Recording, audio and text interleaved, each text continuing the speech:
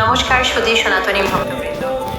পরম করুণাময় মা সরস্বতীর অশেষ কৃপায় আগামী 23শে জানুয়ারি 2026 ইংরেজি 9 মাঘ বাংলা চাঁদপুর জেলার মতলব দক্ষিণ উপজেলার করবন্দ নমসূত্র পাড়ায় দেবী সংঘের উদ্যোগে আয়োজিত হতে যাচ্ছে শ্রী শ্রী সরস্বতী পূজা। মায়ের আগমনে আবারও নতুন সাজে সেজে উঠবে আমাদের এই পবিত্র প্রাঙ্গণ।